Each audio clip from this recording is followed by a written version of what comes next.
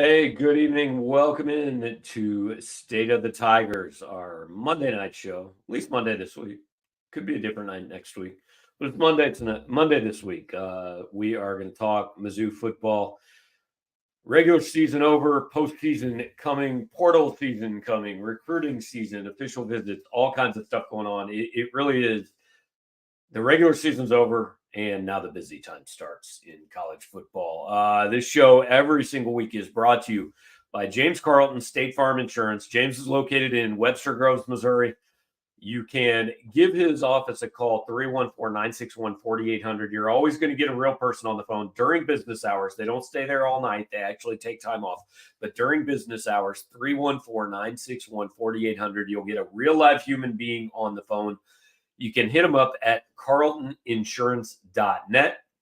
James, a big Mizzou fan. I just did a radio appearance, and James was on today. Talked a little Mizzou football with him. He would love to talk Mizzou football with you and how you can help Mizzou's name, image, and likeness efforts. You get in touch with James either online or by phone. You get a quote from him. He's going to make some arrangements to donate to Mizzou's NIL efforts. And more important than that, maybe not more important than that to you, but more important than that, probably to him, he's going to try to hook you up with the best rates on your insurance. So get in touch with James, support the sponsors, support the show, like, comment, subscribe, do all those things. Support Jarod Hamilton, who is on your screen now. Jarod, season's over, man, at least for a minute. But like I was just thinking earlier today, we spent like 9 months leading up to this season and talking about every aspect, and you wrote like 27 articles previewing every position. Now it's over, man. It seems fast. Yeah, I keep thinking about SEC Media Day when I put a tweet like, "Well, no more off days," but it went by really quick. SEC Media Day feels like it was like maybe a month ago. I mean, we were just in the press box talking like, "Can this be the Kansas State game already?" And now it's regular season is over. Yeah, well, and like when they're good, I always think it goes faster, right? Like it's easier. There's more stuff to write. There more people are interested. There's more stuff to talk about. You stay busier, so you're not just sitting around going, "Well, all right, let's see if they can win enough to get to the Gasparilla Bowl." So a season like this always better. Yeah, I said it a few weeks ago. Doing this job it's fun regardless because I mean we get paid to talk about football, But when they're winning, it's much better. No question. So, look, we're gonna do a few things tonight. Want to invite you questions, comments, put them there. We'll get to them as the show goes along. T-Rise and the rest. Welcome to you guys this evening. Appreciate you watching live with us. Again, like and share and all that. If you're listening on the podcast later, just say good things about us and tell people about us. But we'll kind of hit a few things. We'll get to transfer portal, a little bit of news today. Actually, let's just start there. EJ Ndoma Ogar announces today that he intends to enter the transfer portal. He's the second offensive lineman to do so. Valen Erickson announced it kind of mid-season. And then Dennis Jackson, graduate transfer wide receiver, is no longer with the team. We don't know if he's in the portal or what. We had reported, I guess it was last night, that he had kind of voluntarily chosen to leave the roster midseason. So 3 players out from the roster this year. None of them particularly surprising. I mean, I guess Erickson would be the most surprising in that he was a young guy and there was still hope, but he had been not part of the team all year long, so not too surprising in that regard. Yeah, none of them are really too surprising. To be honest, yeah, Erickson, he left the team somewhere before fall camp ended or something like that. Towards the end of that. Jackson, it's funny. I was doing report cards yesterday for offense that you guys can check that out now. And I was looking up stats I was trying to go through all the receivers just to see. I look up Dennis Jackson, and I took a break for a minute to cook dinner. And then that's when I seen that you put it out. I was just like, oh, that makes sense because I'm thinking I haven't seen him in a minute.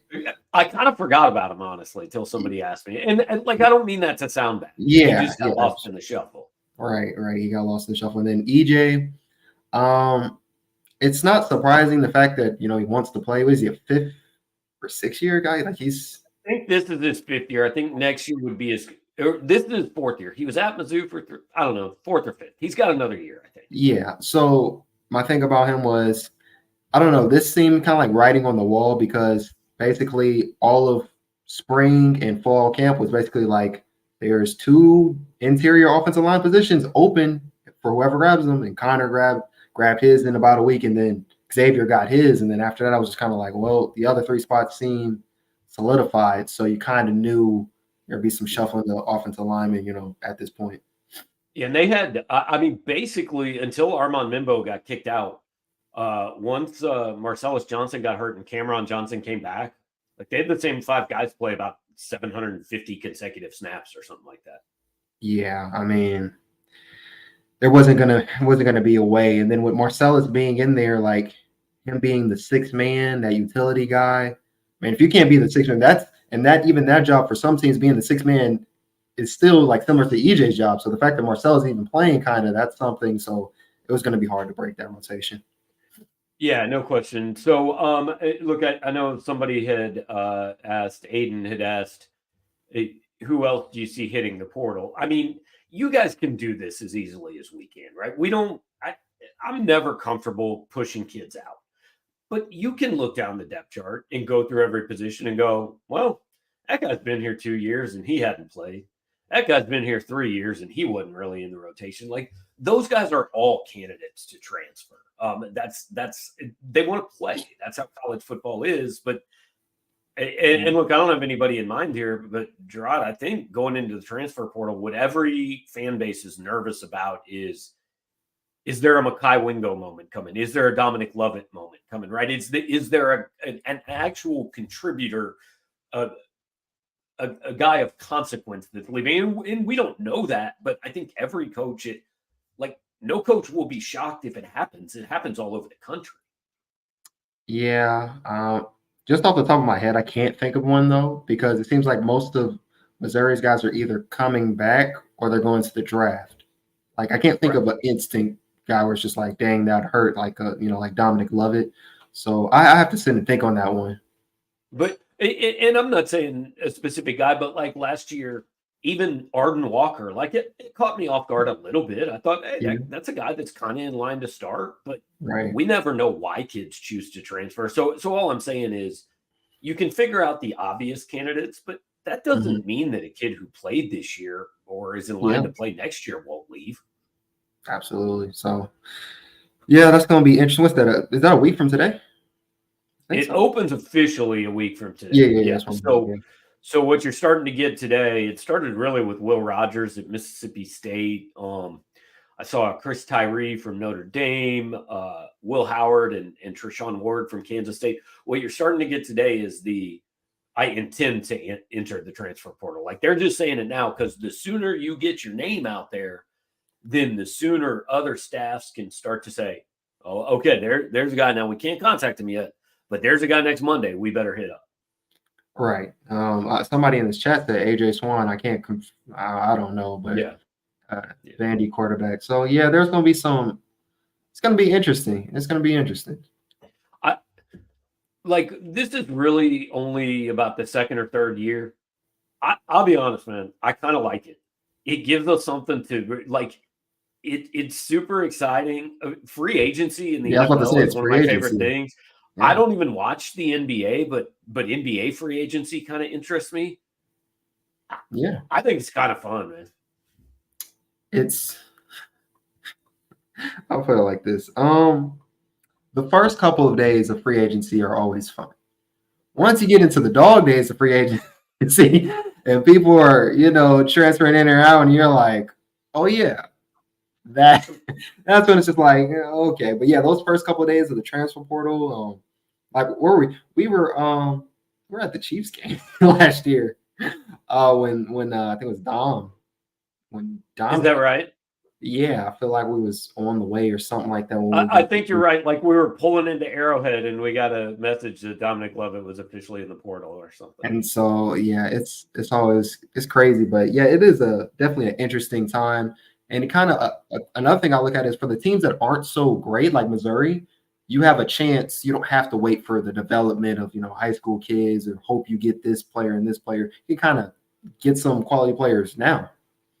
Yeah, and don't get me wrong. If I'm a coach, I'd probably hate this. Like, you got to recruit your team every year. I wouldn't like it, but I'm not a coach. I like it. It's fun. Jarod says the staff portals well. Makai Wingo transfers and Mizzou goes crazy with D tackle depth. Like, it's a good point. I mean, I don't know if I believe like that there's a staff that does the transfer portal better than another one necessarily. Missouri's done well so far. They missed on a few guys too, though, if we're being honest. Yeah, just thinking about the last couple of years since I've been here. Obviously, Tyron Hopper, Theo Weiss, Trevez Johnson, Jay Jernigan, Chuck Hicks. He's when I was doing the grades for the defense today, he's second in tackles for loss. I mean, I don't think that was going to be on anybody's bingo card this year. So, I mean, yeah, they've been able to get some quality pieces. Cameron Johnson, Charleston, Landry, Christian Williams. There you go. So, Cody Schrader. How could we forget? How could that one's a little different, but yeah. But I mean, they've gotten a lot more out of it than they've lost to it. I don't think there's any question about that. I mean, that's why they're the number 9 team in the country this year. So they've done a good job so far. But every year is absolutely a new deal. All right, so let's start here. Just kind of looking back at the season. Danny Ragland says, if the Week 2 Mizzou team played the Week 12 Mizzou team, what would the score be? So if we're going by Week 12, as in what the calendar says, that's technically the team that played Florida. If you're talking about the team that played Arkansas, late season, yeah. Okay. If we're talking about the team that played Arkansas, that team probably wins by 2 scores. The MTSU game wasn't all that bad until the end, really. Like, I mean, it was a slug, but they kind of controlled that game for about 50 minutes, and then all of a sudden it was like, oh my, are they going to piss this away? Yeah, it was like the problem with that game was it wasn't as high scoring as people thought it was just because of the name they were facing. But it wasn't like they were in trouble of losing the game until late when weird stuff happened. All of a sudden late, it got a little iffy. Middle Tennessee, I guess, fired Rick Stockstill today. I'll say this. If Week 2 Middle Tennessee had played Week 12 Arkansas, Middle Tennessee would win by 3 scores. Almost anybody would win by 3 scores. I mean, like literally, we're not going to spend much time talking about this game. We did a lot on it, but it was like 2 snaps in, and I'm like, I don't think Arkansas wants to be here. I mean, Missouri went 3 and out, but then after that, it was like, they don't really look very interested in doing this thing. Even the first drive, I was just like, it was like Missouri practice. And I mean that in the sense of you're seeing them trying to work on things. You're seeing them trying to do stuff, and I'm like, just not getting it done. But there was nothing on that first drive where I said, Arkansas got them, strapping up. I was thinking like, just things seem off the mark. They didn't want to run the ball at all in the first drive. It was just like weird Missouri. But then after that, it was really definitely like, oh, yeah, this is over.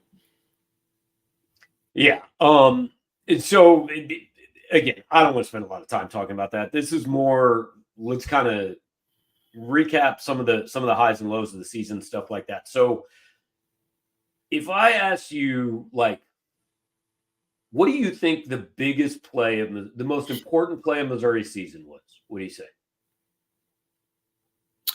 4th and 17. 4th and 17? Okay. I say it's Mevis' 62-yard field goal. If they don't beat K-State, if that kick doesn't go in and they get beat, I don't think this season goes. I think they're still solid. I think they still win 7, 8 games. But I think they got so much momentum out of that game that I think it kind of changed everything that happened after it. I like your answer too, though. Yeah, I mean, because I just feel, and maybe that's recently biased because it was right in my head, just as far as like importance. Like, you lose that game at home to a team you're definitely supposed to beat in November with stuff on the line. That's kind of that letdown we talked about. And that's the only one, because like even if Mevis's kick misses, he gets another shot, or hey, worst case scenario, you're in overtime. 4th and 17 doesn't work. That game's over. Right. But to be honest, the Mevis one, it wasn't the next play in my head though. The next play in my head was the Luke Bauer fake punt. Yeah. Just because of, I mean, they really needed that play, and I don't know how that game turns out without it. So, and they were, what was that? That was week 7, so they were what, 6-1 They were going 5-1, 5-1? I think, right? Just coming off the LSU Yeah, game. 5-1. Yeah, coming off the LSU loss, and then they were going to play. Who was they playing after that? I don't know. They all run together. Maybe a bye week or South something. Carolina. Yeah, they were off, and then South Carolina. Or Yeah. no, they got South Carolina, then they were off. Yeah. Okay. But yeah, that one just felt like, man, if you lose another game before you get to Georgia, it felt like it wrote stuff on the wall much sooner than it had to be, Yeah, and that flipped the game. I think those are the clear 3 that like stand out, at least in a positive way. Mhm. So kind of along the same lines, I know when it happened for me, what was the day or the play or the whatever where you started to kind of take this team a little more seriously? Like, because even after the Mevis kick, I was like, cool, they should win 7 now. But when did you start to think, hey, they might have something a little bit more here?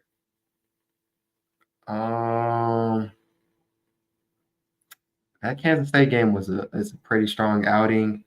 Probably Marquise Johnson's touchdown play versus Memphis, because it was like the 3rd offensive play of the game. And I was just like, oh, this offense is explosive for real. Like, it wasn't just like, oh, we pulled out the stops for K-State. We're not afraid to do this quick, fast, and hurry. And I think that was the game where they had a number of touchdowns that they scored in under like 4 minutes. Like, they were just putting it up. Mine was the LSU game. Even though they lost, like they had that 22-7 lead, they looked damn good. And I thought, well, they just lost because that team has the best player in the country, and that's okay. But like, they belonged on the field with LSU. They very well could have, maybe should have beaten LSU. And that was the one that kind of changed my mind from, okay, this will be a nice season. Everybody's coming back.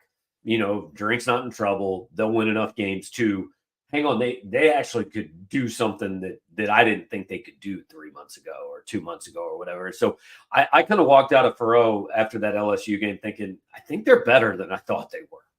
Well, if we're talking about whole games, then, because I always still talking about like maybe a play or two, I would say the game versus Vanderbilt, and I think that's the one you were still out of town. Yeah, I missed that one. That one didn't happen in my world.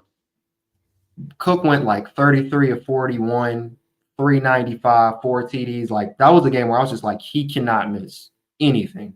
Like, there was nothing wrong that they can do, and they really gave up some yardage and some points in the 4th quarter, kind of just being a little lazy and sloppy. But that game wasn't even the 17-point blowout that the score indicated. It was a lot more. And that's when I was like, oh, this offense, when they're clicking, they are one of the best. And not just like, oh, they're good because they're beating, mid teams. They're actually really, really good. Yeah. So we'll probably write something about this and stuff later, but like, the offense I feel like is going to be easy. The offensive MVP of this team is who? Say it one more time. I didn't hear that last part. Offensive MVP of this team. Schrader. Who would you say? Yeah. Schrader. I don't even think it's. We appreciate everything Brady Cook did. Know he plays quarterback, all that. Cody Schrader is the offensive player of the year. I don't think there's any question. Defense, I feel like, could go a few different ways. Yeah. Who would you say, like, defensive MVP? KAD. I thought about him. I think I might go Darius Robinson. That's really the only other option, and I have no just complaints either because I feel like pressure up front changes the game a little bit more than. But I mean, KAD had a hell of a year. I think those guys are both first team all conference probably. Darius might have a little more trouble because defensive line, there's a lot of dudes. I mean, I don't know. I think he's got a shot. But. Right.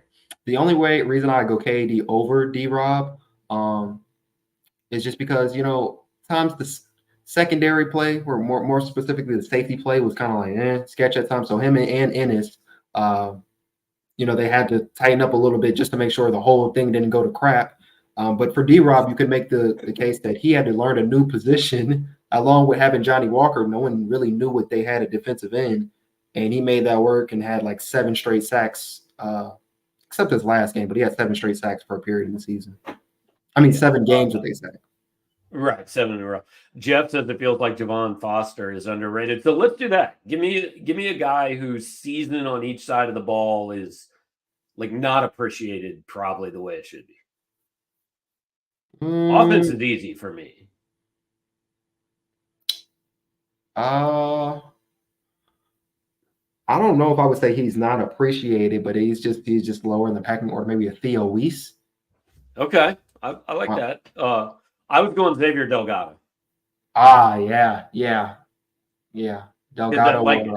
Dude, people were ready to bench that dude starting the season. Oh no, he was supposed to be gone. It seemed like it seemed. Yeah, there was a lot of we can't be any good because Xavier Delgado is still playing here. Well, yeah, you know, I don't know if anybody really said that, but I'm kind of exaggerating for effect here. Yeah, I'm not gonna lie. It seemed like when we were thinking about depth charts, like in the summertime, you said Javon Foster. We'll give Tollison the nod for now because we don't know we don't know if Johnson can do it. But then I feel like we still had Mimbu at guard, and then we was thinking Marcellus Johnson would be right tackle. So, but Delgado's spot, we were saying that's vacant. Somebody got to earn that one. So Delgado's, that's probably a better one than mine. The reason I said Theo is just because, again, you think Cook, Schrader, Burden, but Theo Weiss, I mean, he had a really, really good year as a number 2, and he kind of filled in that role that Luther Burden left as that outside receiver when he transitioned to the slot. So underappreciated on defense is kind of tough for me. Nobody immediately comes to mind for me. But I think I would probably go Chuck Hicks. Because he played more snaps than Bailey. Like you said, he was second on the team.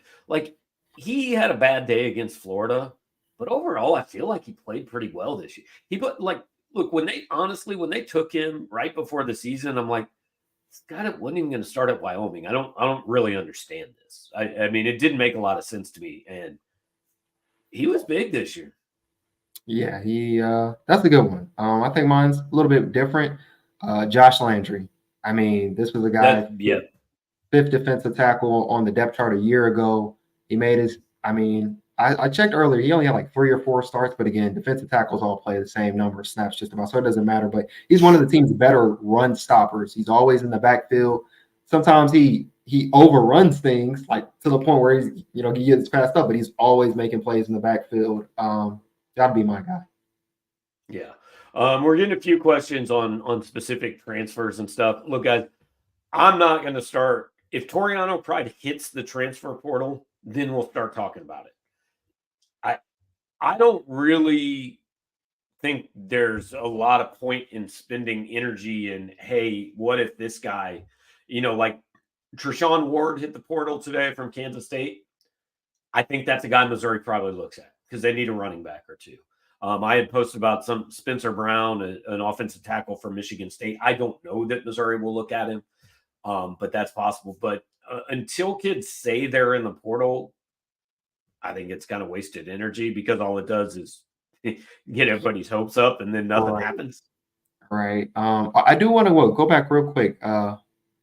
We talked about good plays. I think it's fair that we talked about plays where you said that's the issue, or that may affect, CFP type hopes or anything like that. I mean, there's 2 obvious ones, right? When you say 2, I have one that's kind of 2 plays merged together. Okay, go ahead. Go ahead. So it's the snap infraction / bad snap versus LSU. I merged them together. Or was that your 2 plays? No, that was one of them. Oh, okay. What's the second one? I'm trying to think. The snap infraction was the first one. The second one was the interception to the huge man standing in the middle of the line. Stackhouse. Yeah. And so here's the thing. I remember when we were walking out of the stadium against LSU, and Gaurav, I hope I pronounce your name right. First of all, I just read. I don't know. I might have messed it up, but appreciate you. Appreciate the super chat and appreciate you hanging out and everybody that's here. And I promise I see your follow-up question, and we will get to it in just a minute. No, but I remember we were walking out of the stadium against LSU, and we kind of talked about like, we're not there yet, but there's a scenario down the road where that penalty hurts a lot more than it hurts right now. I don't know if we got there, but we got close.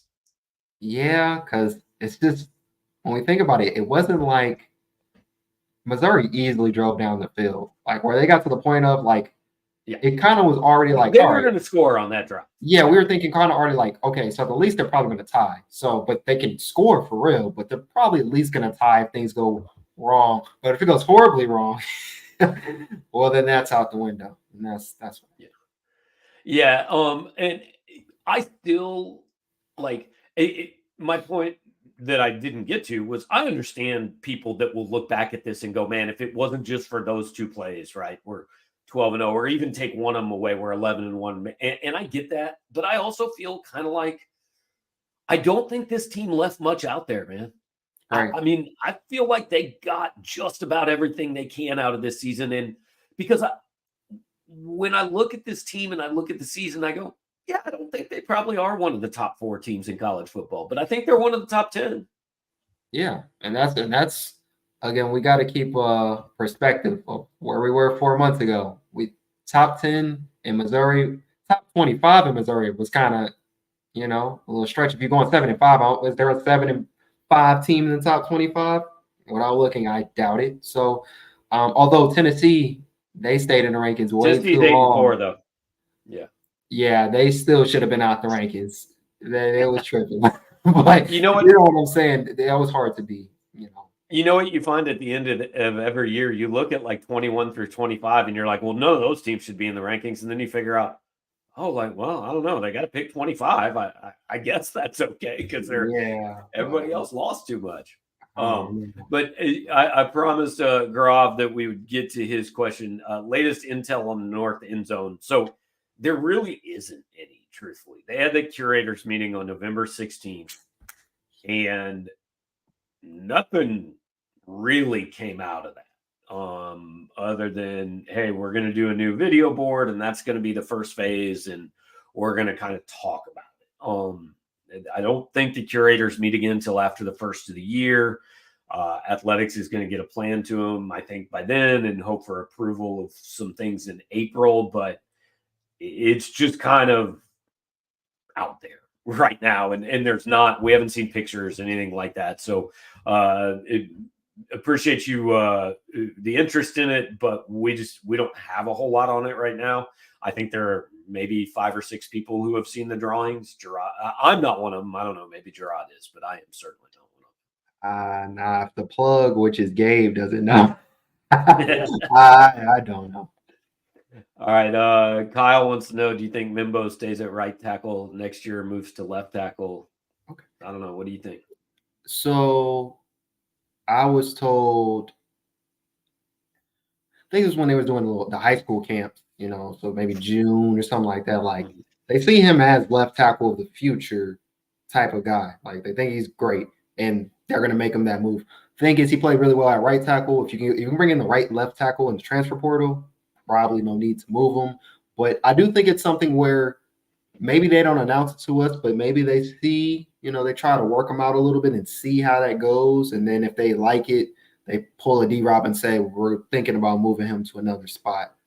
Yeah, we tried the whole, hey, let's move an offensive lineman to a different position this year, and it didn't last very long with Cameron Johnson. Armand Mimbo's really good at right tackle, man. Remember, he was okay at right guard, though. He was a move. That's true. That's true. And no disrespect to Cameron Johnson. I think Armand Mimbo's better than him. He's better, and he doesn't have as many the penalties. Although I will say, shout out to Cameron for cutting those down the last 3 or 4 weeks. Absolutely. So there was improvement on that front.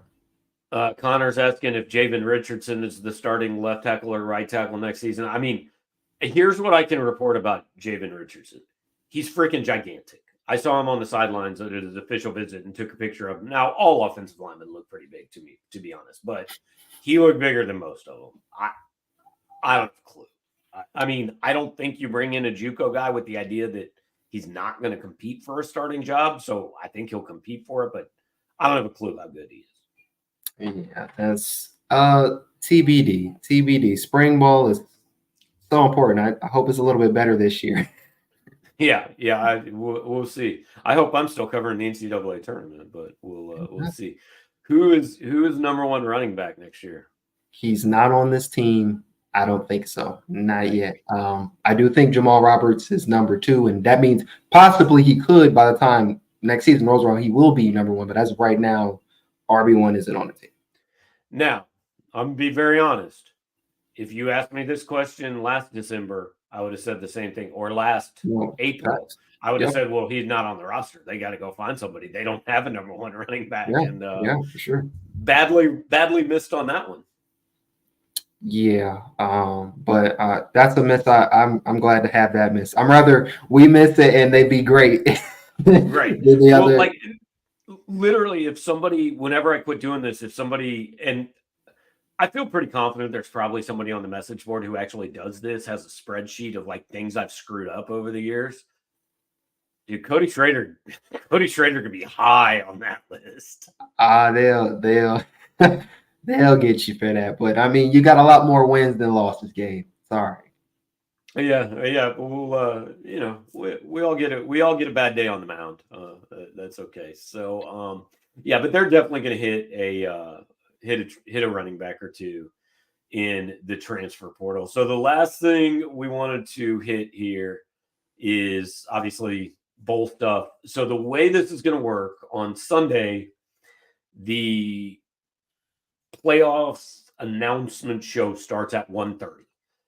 That does not mean they're going to come right out and tell us who the 4 playoff teams and the other 8 New Year's 6 teams are. I don't know if you guys have noticed, sometimes they like to milk these things. They last a little bit longer. So sometime between 1:30 and 2:30 on Tuesday, I believe that we will find out Missouri's bowl announcement. Now, the interesting thing, I actually talked to somebody earlier today who said that, like when they've gone to these, when they went to the Music City Bowl or the Gasparilla Bowl, like they kind of knew that was happening earlier in the day. They didn't tell us. They tried to keep it quiet, but they knew. I actually talked to somebody today that told me they don't really think, like the playoff and the New Year's 6 teams don't really get heads up. I think they find out watching the show just like the rest of us do.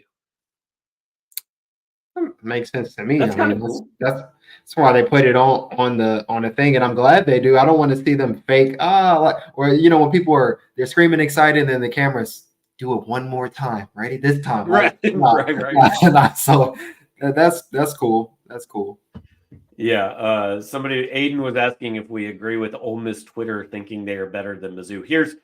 Look, we'll talk about Ole Miss Mizzou in a minute, but I just want to say this because I fought this battle earlier today. It is not shocking to me that Ole Miss fans on Twitter would believe that Ole Miss is better than Mizzou. Mizzou fans on Twitter are doing the same thing. You cannot spend your life on Twitter searching for things that are going to piss you off. It is, you can find them. It is not hard. But yes, Ole Miss fans are going to advocate on social media for their team. They probably are not going to advocate for your team. Mizzou fans are not on Twitter advocating for Ole Miss. If you want to find an opinion that makes you angry on Twitter, it is very, very easy and very, very unproductive. And I will step off my soapbox now and say, do we think there's any reason to believe Missouri's ranking changes tomorrow night? No. They won, and they won by a good margin. So if they were 9 going into the week, going to be 9 at worst. And also, Aiden, it's a trick question. He's going to ask guys who cover Missouri, do we think so they could try to kill us for no good reason? Also, I'll be honest, I don't know if I agree or disagree with Ole Miss Twitter because I don't know Ole Miss Twitter. All I could say is, what are they, 12, 11, 12? 12? They were 12 because Louisville was 10. They're going to fall. Penn State 11, Ole Miss 12. Okay, so I mean, even if they're making that argument, I can see why they're making that argument, though. It's not like they're like 8, 10, 12 spots behind. So, of course, they're going to say they're better. And it's It's the thing we talked about when Missouri first went to number 9 a couple weeks ago. What's this committee value more? The eye test, the better competition with Georgia, or look, you cannot ignore the fact that Ole Miss beat one of the teams that beat Missouri. I mean, that's their 2 losses are Alabama and Georgia, 2 of the 8 teams still alive for the playoff. One of Missouri's losses is a worse loss, not a bad loss, but it's a worse loss. So, like, you can argue either side of that you want. I do think it's important to understand that these rankings every Tuesday are largely for entertainment and to spur discussion. I think it's really dumb to do them because, like, now, and I don't think this is going to happen. We've already said we think Missouri's staying number 9. But if somehow, let's say Penn State is 9 tomorrow and Ole Miss is 10 and Missouri's down at 11, like, if you had not put out any polls before then, fine. But because you've had Missouri at 9 and Missouri went out and beat Arkansas by 34, which is not any worse than beating Michigan State by 43, which Penn State did, or it's actually better than beating Mississippi State by 10, which Ole Miss did. And it's not any worse than beating TCU by 25 or whatever Oklahoma beat them by. Like, there's no reason they should move down. So if you just came out with the first ranking on Sunday and Missouri was 11, I don't think anybody would really argue. But because we've had 2 weeks of them at number 9, now Missouri fans will lose their minds, and probably rightfully so if they fall. All right. But because of what you just laid out, that's why I don't like thinking this hard about stuff that isn't going to – that's the way to piss yourself off. So. Right. Fair. But see, I've really gotten into these scenarios in the polls the last couple of weeks, and because I'm still just amazed at how many people don't seem to have any clue how this works. Like, and I'm not talking about people on this show. You guys are people that are on our message board. Maybe most of the people I'm seeing this from don't subscribe to our site and therefore don't have any idea. But like when Andy Staples put out his, predictions, which didn't include Mizzou. Look, I disagree with him, but he's welcome to an opinion, whatever. I don't really care about that. But I retweeted it and made a comment, and I got a lot of responses that were, well, having Tulane and Louisville in there is just stupid. No, having Tulane and Louisville in there legitimately follows the rules. You have to have them in there. Yeah. Although I've always thought I don't know. When you look at the bowl games, it's always a weird team that's usually in the 20s. It's that group of 5 team, and it just throws stuff off because everything else seems like it's in order, then it's weird. But yeah, when G5 team gets in, next best ACC team gets in. The only thing that is weird is that the Orange Bowl already has its set, conferences and not the other ones. Yeah, it's weird to me that the Orange Bowl has decided that they definitely get a second team in if they're champions in the playoff. Is this every year? Am I missing something? Is this every? It seems to be. I know it always feels like an ACC team is in there. And I guess it was Clemson and Tennessee last year. So I guess, this has been their thing for a minute. Clemson and Tennessee really was the Orange Bowl, by the way. Which I thought was cool. So, look, I don't think there's any point to make predictions where we think Missouri's going to go because it's throwing darts. Just honestly, of the potential teams they could face, which is going to be, let's lay out all of them: Washington, Oregon, Ohio State, Texas, Penn State, Tulane, maybe Florida State. What's your choice? Like, if you got all those teams, which one do you think that's what I'd like to see? Washington. Yeah. Oh, and I like Washington. Oregon, but I think Oregon's going to win and go to the CFP. But Washington. I do too. Washington would be cool. I would like to see Rome Odunze and those receivers against KAD and Rakestraw. That'd be cool. Absolutely. I think I really like Penn State because I think it offers the best combination of a name opponent, but also an opponent that I think that would be a competitive game. I think Missouri might be favored by a field goal or something like that. But I think that, Missouri's offense against a Penn State defense, I think they would be favored because I think Missouri's defense is better than Penn State's offense. I don't think a ton of Drew Alar and what they've done in the passing game, but I think that would be a competitive game. The other one I actually would like to see, and it takes some gymnastics, I think, for it to happen. I kind of like Missouri, Ohio State. Oh, absolutely, absolutely. But I don't think that's gonna happen. So I didn't really. That would be a good game. The only way that happens is if Alabama beats Georgia and those, like, one or both of those teams are ranked above Ohio State, and would then, so that team would go to the Orange Bowl, because the opposition in the Orange Bowl is the highest ranked Big Ten or SEC non-playoff team. So if Alabama or Georgia would be ranked, say, 5 and Ohio State 6, then the SEC team goes to the Orange Bowl and Ohio State's in the, which is not a question. I mean, it could happen.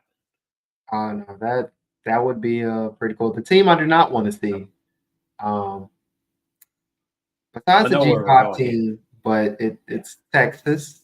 And it's Texas. Mine's the G5 team. Yeah, well, no, the G5 team, because it just feels like, not that they couldn't lose to a G5 team. I mean, obviously Tulane, they came back and beat USC last year. I think that was the Cotton Bowl, I want to say. So it's not no disrespect to them, but it just feels like 10-win season. It's so close to the title picture, and get G5. It just feels like, just a little flat.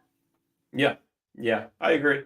Real quick, I'm just catching up on some of the comments. I feel like this is for you, Jarod.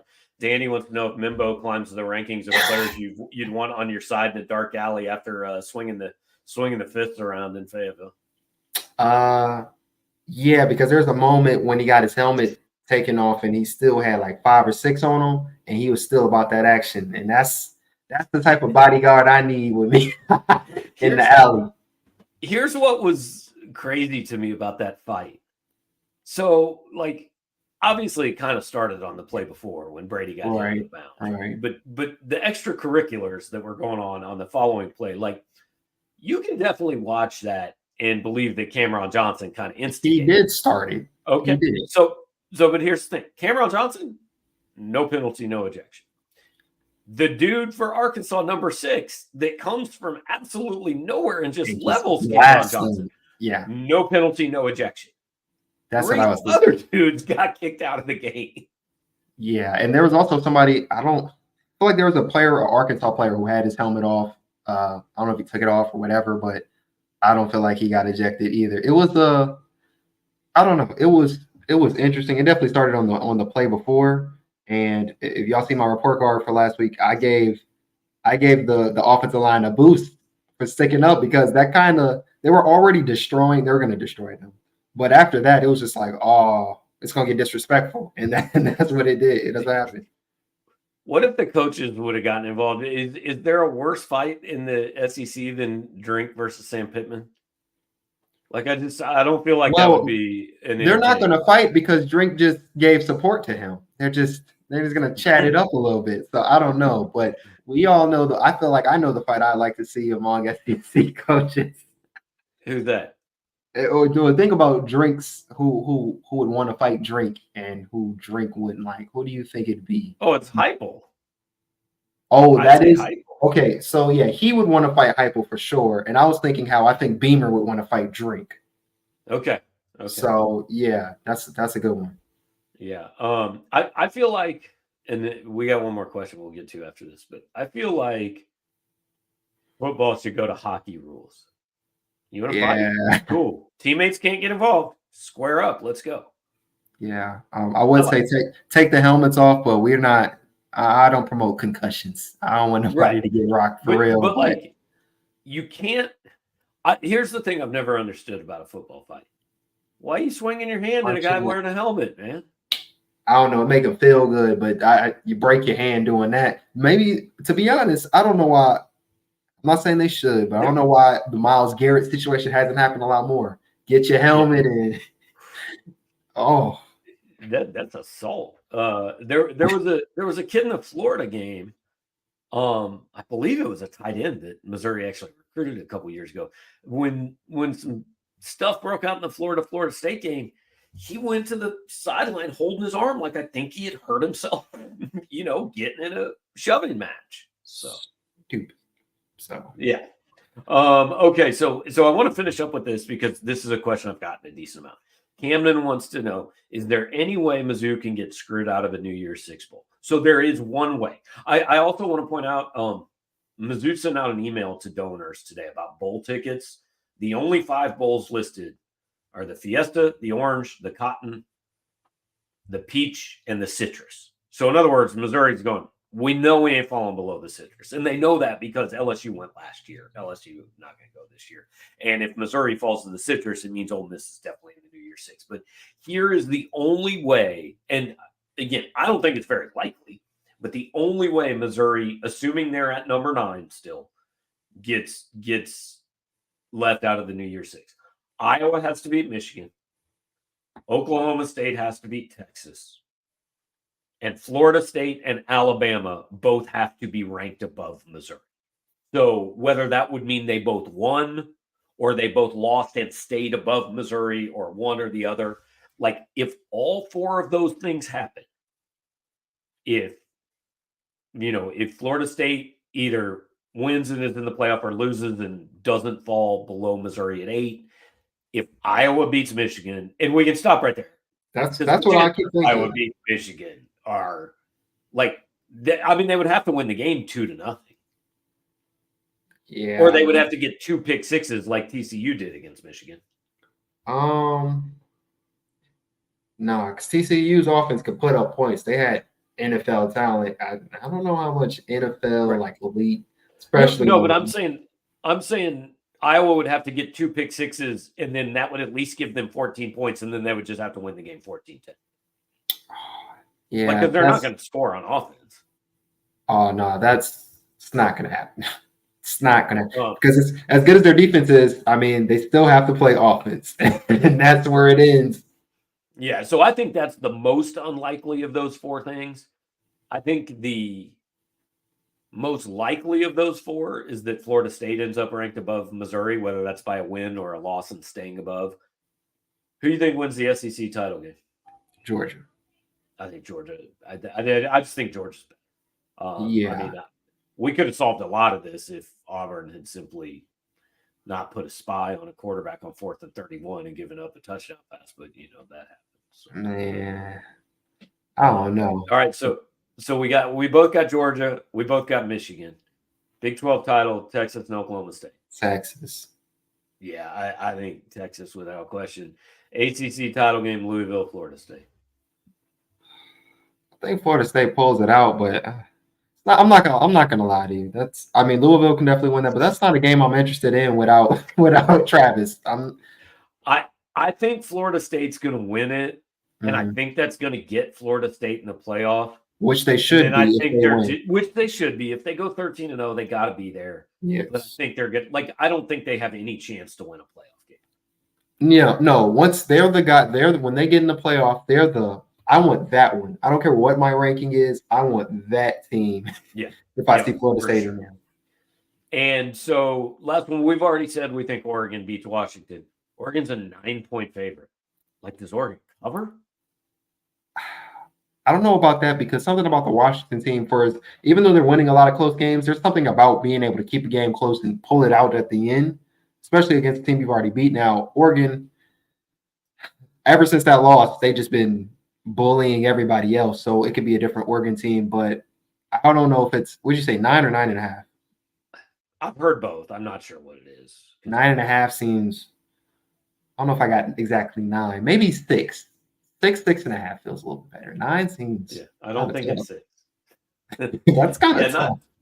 Maybe you could just check in and say, look, I don't want to bet this at 9. I want to bet it at 6. I'm going to name my line. I'll bet Oregon +6 and see what they say, or -6 and see what they say. Well, you can always do an alternate line, but those funds are going to be a lot lower, Gabe, a lot lower. There you go. See, I don't know any of this stuff.